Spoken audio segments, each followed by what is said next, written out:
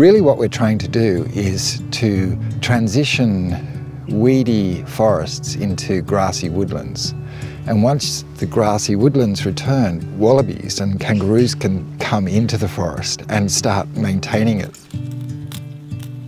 With goats and hand tools, you can actually help move the forest. What would ordinarily might take 20 years or 100 years, you can speed that up so that things repair much more quickly. The plant life of the forest floor returns.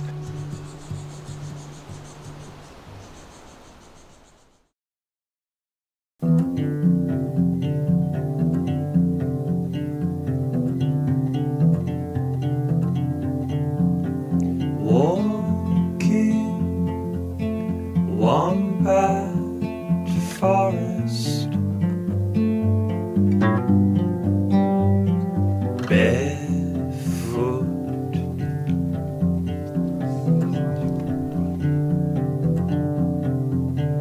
I hear the earth and sense myself as it.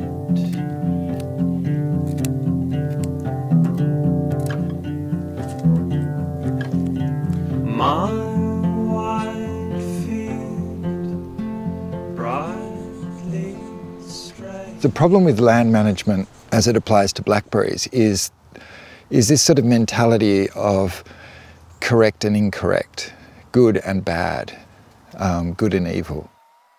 In that sort of classic permacultural principle or permacultural understanding that the problem is the solution, rather than seeing blackberries as the enemy, understanding blackberries as the nurse plant, their habitat, their soil builders, their soil stabilizers, but understanding that its dominance is disabling biodiversity because it's covering the entire forest.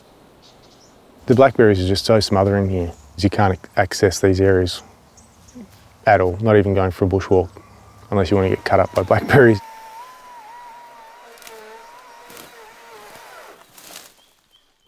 They pose a huge fire risk when they're 2 and 4 metres high.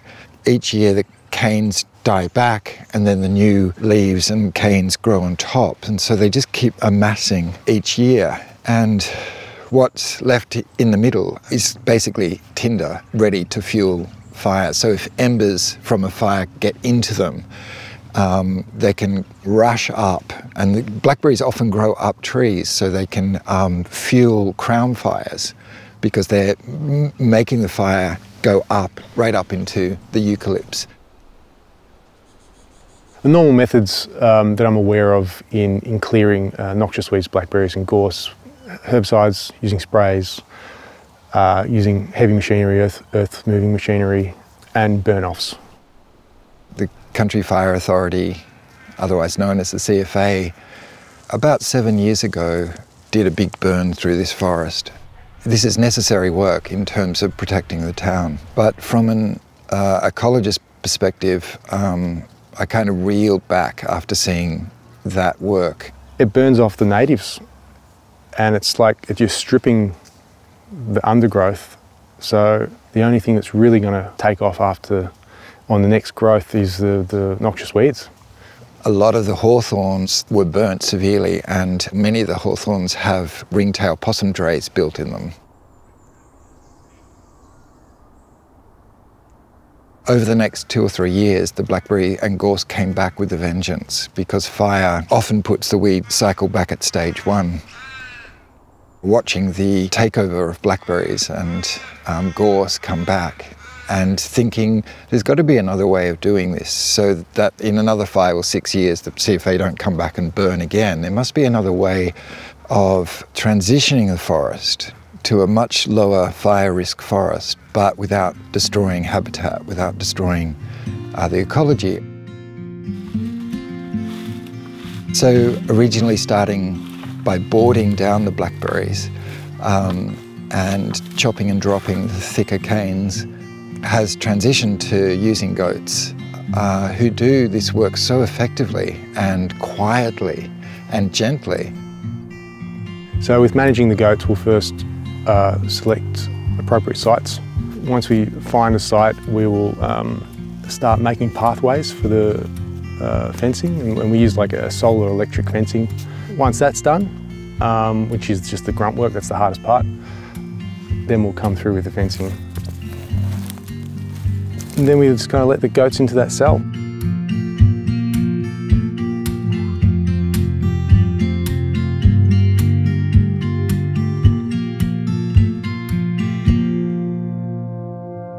The goats we're using are boar goats or boar crosses. They can pretty much survive on blackberries. They'll eat the leaves, they love the leaves. They love the fruit when it's fruiting. And if you leave them in there long enough, they'll eat the canes to a degree, you know, especially the soft shoots. They do like other things. They love hawthorn, holly, broom, gorse, all the prickly things. Our idea is that after 3 or 4 years of goats grazing, with the first year, the first season being quite intensive, in order to get these 2 to 4 metre blackberry brambles down onto the ground, then by the next year they'll come back to a certain degree. So an acre might take a month for our herd to completely flatten and put down onto the ground. The next year it might take 10 days, and then the following year a week, and then the following year after that just a few days. The plant life of the forest floor returns. In that diversity there's insect diversity, and with insect diversity small mammals have got much more food, and then with smaller mammals larger predatory birds and owls and raptors. Plant biodiversity equals animal biodiversity. The support from the neighbourhood is important, firstly so that they don't dob us into the council. Then we can continue doing what we're doing.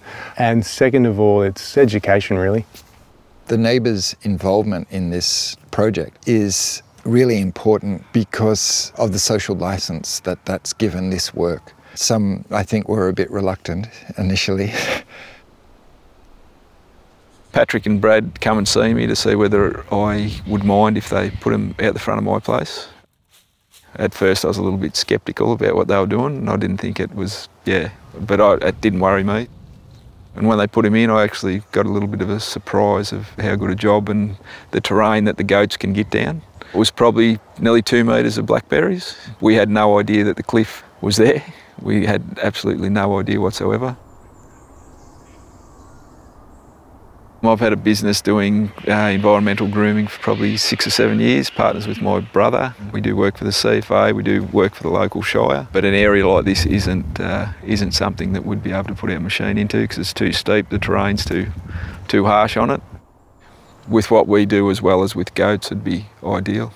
The areas we can do along the flats, and you can reach a certain way up the bank, and then the rest of it you can leave for the goats.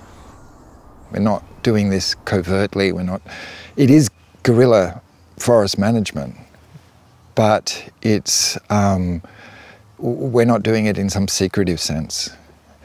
And in fact, we're making little short films about it, we're telling the community about it. But the thing that I think gives us the most security is that all of the neighbours are on board. I think it's really important to develop those relationships with your neighbourhood and your community, because you'll get people that will want to be a part of it as well. That's alleviation of workload, responsibility. It's kind of spread, and that's quite a lovely thing, because it's, I mean, for what we're doing here, it is putting back into the community, and it is nice when someone comes along from the community and goes, I want to be a part of it, I want to help. It's this very simple interrelationship. The goats are happy you keep providing them land, and we're happy because they're doing work that is transforming the ecology, is moving it into its next phase of succession. Wellbeing is number one. If the goats aren't happy, you're not happy.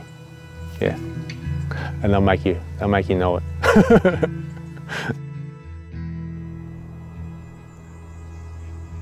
This forest has grown me up.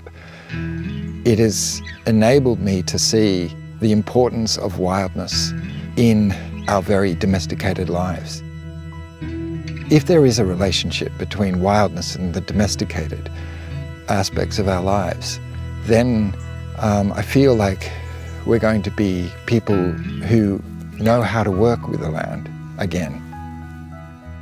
I'm a second peoples person on First Peoples country, but I have my own First Peoples ancestry to draw on, and we all do. We all come from First Peoples somewhere in the world, and those stories are important because we haven't always been trammelers of land.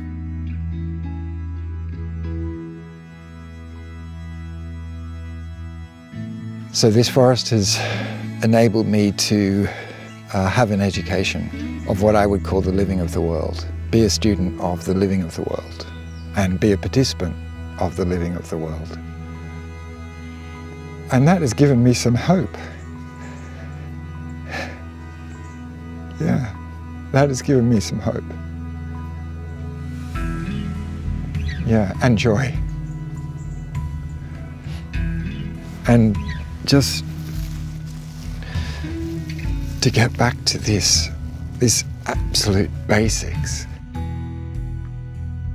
With all my university education and all the busyness and all the noise of social media and all the noise of our culture, really, this is our way back to sanity.